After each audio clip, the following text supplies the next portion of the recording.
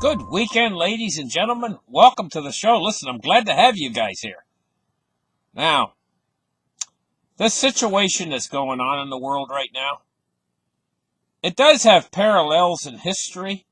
The fall of the Roman Empire comes to mind. Let's start the charts right here and take a look. The fall of the Western Roman Empire. The fall of Rome. You know, empires go into decline, and the Roman Empire, its decline took a long time. Well, there's an empire that's been formed with Great Britain and the United States. And Great Britain's empire extended so big at one time that they had the saying that the sun never sets on the British Empire. And America is part of that empire, and that empire still exists. It's the Western Empire with NATO in the European Union, along with the America and Great Britain. It's all part of a big remnants of a world empire, and it's in decline now at this point. Sides are being drawn. The world is polarizing itself. Russia, China, North Korea, Iran, all these countries are basically linking together like one side of the world, and the other side of the world with NATO member countries, with America, Great Britain, Japan, and so on are linking themselves on the other side, and it's a polarization between the two sides, actually. And, I lived for years during the Cold War, and right now, tensions are higher than they were during the Cold War as this empire goes into decline. But the thing about it is, the first thing empires do when they're in decline is they debase their currency. Debasement of the currency. Debasement of coinage was what the Romans did. Their coins they used gold, they used silver, they used copper, they used nickel, and they reduced the amount of these precious metals in the coinage. Well, we see the first, like I say, empires take a long time to decline. Way back in 1964, the United States started to debase their coinage. All the coins were silver. I remember, I was just a little kid, but I remember all those silver coins. They're white looking. They're beautiful, And people started to pick them out of their change, the silver ones. And for years, people picked them up. You can still find YouTube videos where people are buying big boxes of coins so that they can pick through and try to find a very occasional silver one in there that's even still there, even today, But this is a debasement. The Romans, the people used to take and get the gold coin or a silver coin, and they'd scrape the edge of the coin. They made a business of it, and then put the coin back into circulation, so they'd only pay the face value for the coin, and then they'd scrape the edge a little bit, get a little bit of gold or silver off of it, and then they'd put the coin back into circulation again. And in the end, I guess there were only a silver plating on the coins, they were trying to scrape off the silver. They made a business of it in Rome, as Roman Empire was starting to go into decline. You can see a debasement of the currency comes first. Let's take a look at this right here. This is the Sears Roebuck catalog, going back into the 1920s and 1930s. Now, I want you to take a look at these prices. This is priced in dollars. This was the main catalog that sold things all across the United States of America, the Sears Roebuck catalog. They had little outlets in almost every major town in America where you could go and you could order the stuff off the Sears Roebuck catalog and then go pick it up, But look at these prices. This is a full jacket right here. A really nice made jacket, $1.59. An even little bit better quality boys jacket, $1.69. Let's Switch the page over here to this side. Look at the sweaters. Look at the price of this sweater. 89 cents for both of these boys' sweaters. You know? What would that sweater cost now? At least 100 times as much. At least 89 bucks. You know? So we're looking at $1 for a penny. That's a 99% depreciation in the value of the currency. This is cheapening the currency. Now, we see this effect continuing, and in fact, the way the whole thing is arranged, going back to into the 1920s and even earlier, to about 1914, when the Fed started this process, we see them devaluing the currency. They have to continue because of the way it's set up. It's set up so that they have to constantly have an ever-expanding monetary base or monetary supply. And if they stop expanding it, it contracts. And if it contracts, the whole system collapses. So they're going to continue. They have to continue.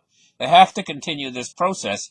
But, like I show you in this catalog, they are down to the last penny now at this point. And this shows the decline in the empire, as the currency is slowly debased away to nothing. But the way it always works is, the empire is just like a body, you know. Picture a body if you're out freezing. People are out it happens, you know. People get caught out sometimes, and they start to freeze, you know. Say they're all huddled in a tent, you know, and they only got one blanket, you know, and the temperature goes down to minus 50 outside. And they're freezing, you know, but going outside's worse, so stay in the tent. They all huddle in there. Well, what's the first thing to get cold? Your toes, and then your fingers. And then later, your arms are going to start to get cold, and then your legs. Your core, your trunk, your heart, and your organs are going to stay warm the longest. Well, this is the way with an empire, declining empire. The British Empire extended out so far that the sun would never set on the British Empire. In the same way with America. Right? It's the outer periphery areas that started to go into decay first, and it's harder for the empire to control these outer regions first.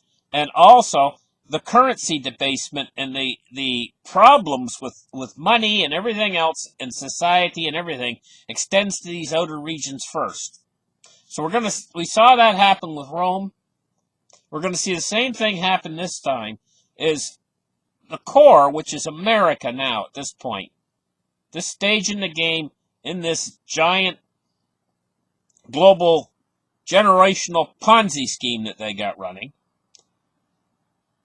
The core is going to be the last to go, and that's America. And we see this. We see inflows of capital coming into America. We see the dollar. How many times do they use the analogy that the dollar is the best horse in the glue factory or whatever, you know? The dollar's the best, and this is true, because this is the core of the empire. Is America, the most powerful country on earth with the most powerful military. And so what we're going to see is the problems are going to start to arise at the periphery first. But at the same time, we're seeing this strength in the U.S. dollar on the U.S. dollar index because of what it's being compared against. Now, if you look at this is the dollar index from 1975 to 2015.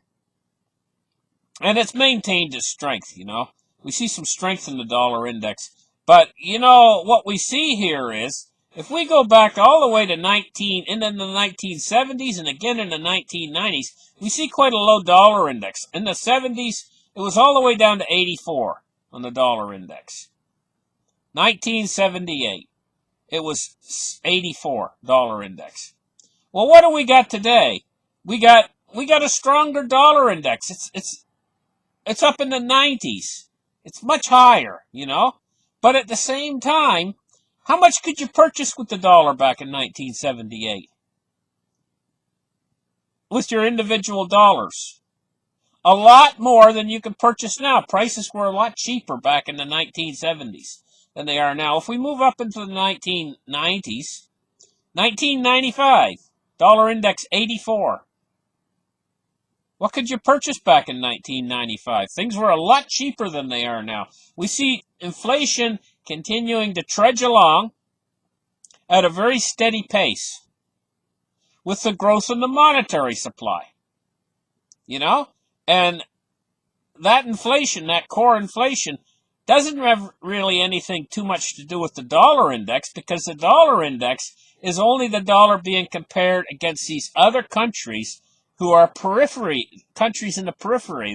They're not the core. They're not the center, which is the United States. These are countries who are the dollars being compared against, who are going down actually quicker than America. America's going to be the last to go.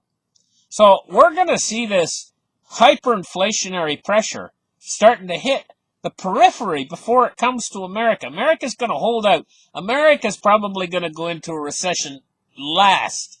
These countries like Germany, United Kingdom, we're going to see them roll over into recession first. We're going to see the central banks at all costs, just like Mario Draghi said. He said whatever it takes. We're going to see these other countries use that philosophy and their currency go down quicker than the American currency. We only have to take a look at gold. What's happening with gold? See the price of gold going up against the American dollar. But at the same time, gold in these other countries is its highest level it's ever been in a lot of these other countries against their currencies. Gold's went up massively against their currencies. All things being considered. Going to see this effect continue. Let's take a look at this. Ben Bernanke,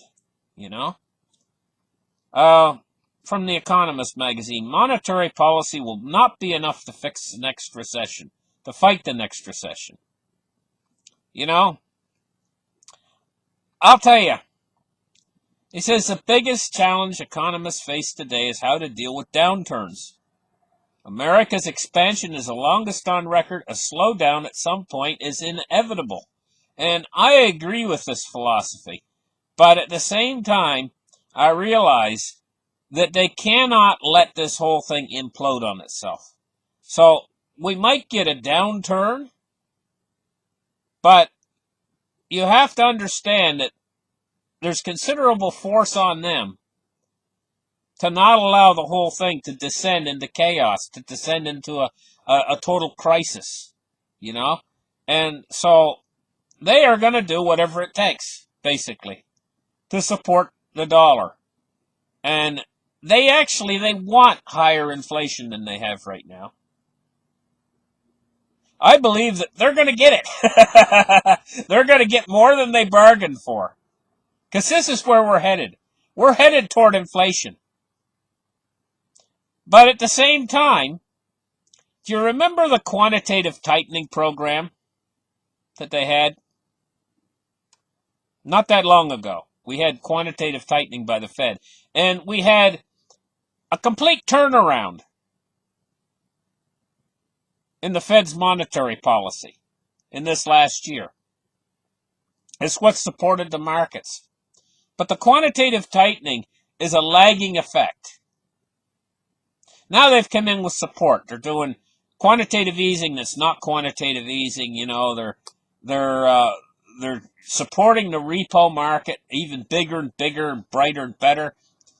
This money is starting to flow into the system, but there's a lagging effect here. It's kind of like a race car engine, You ever seen a guy trickle feeding a car engine? In the old days, they used to have carburetors on, and race cars still have carburetors, They have these big intake manifolds and carburetors. They pour a little bit of gas down there. Or some sort of an accelerant that's going to make the engine go, When they first pour it, nothing happens for the first couple seconds. About 2 seconds. Takes 2 seconds to get down into that engine, and then once it hits, Once it hits those pistons and hits everything else, then the engine roars up, you know? Well, that's the way with quantitative tightening when they were reducing money from the system. At first, nothing happened. A few months later, it takes a few months. It takes like 6 or 8 months. Then the effect starts to hit.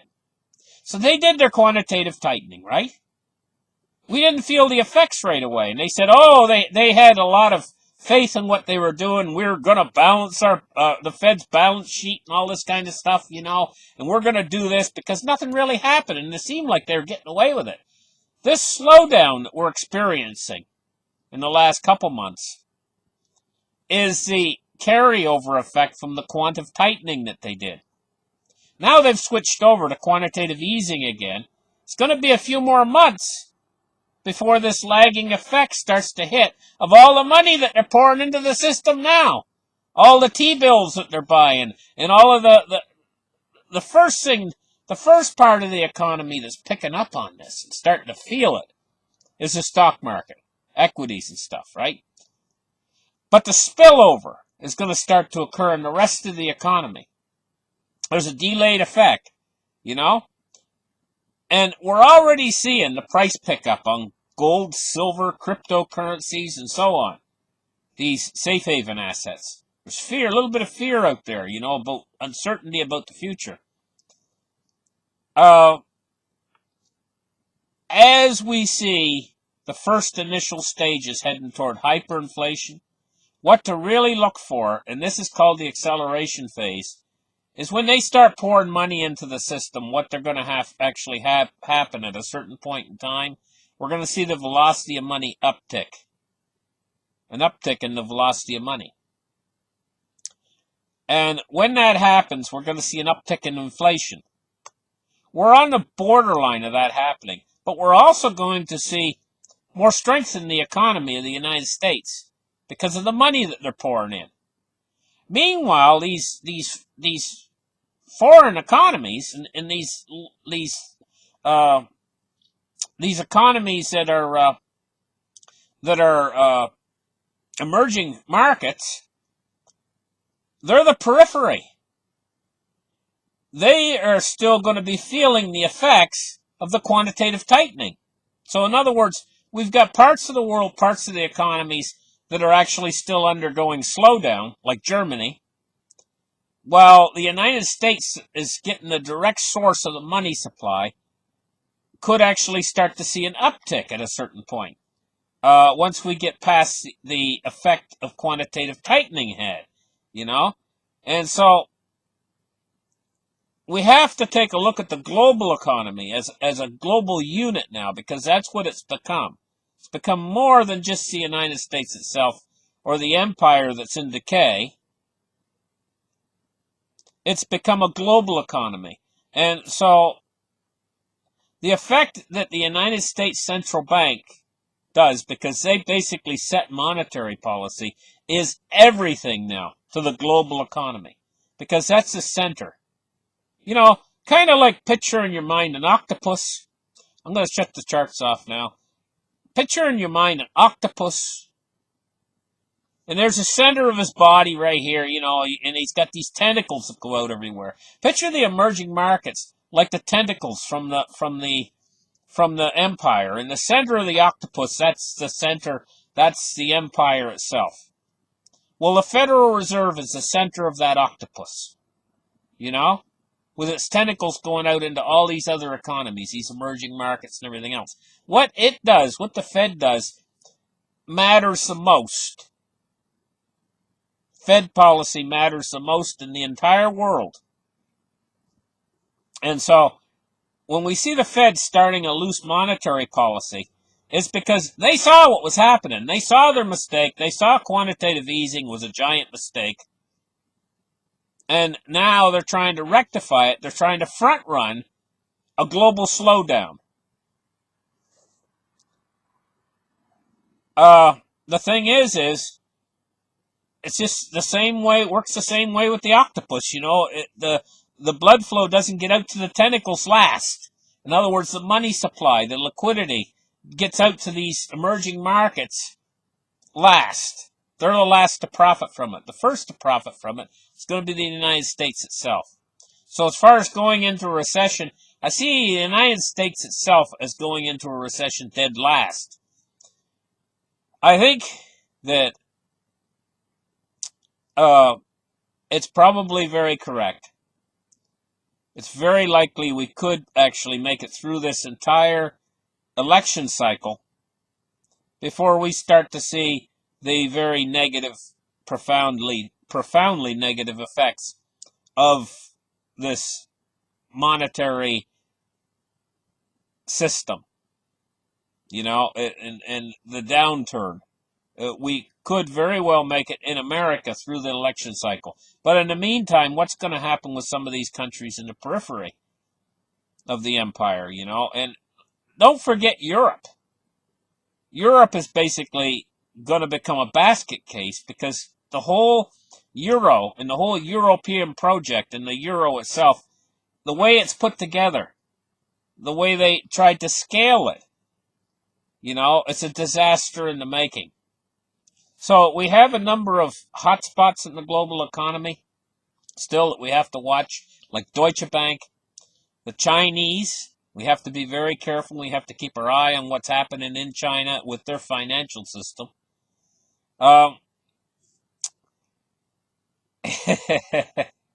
There's a lot going on, guys, and it's a very complex machine.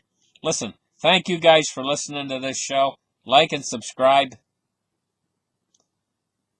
Stay tuned. Give me a thumbs up, and we'll catch you guys in the very next episode. Bye-bye.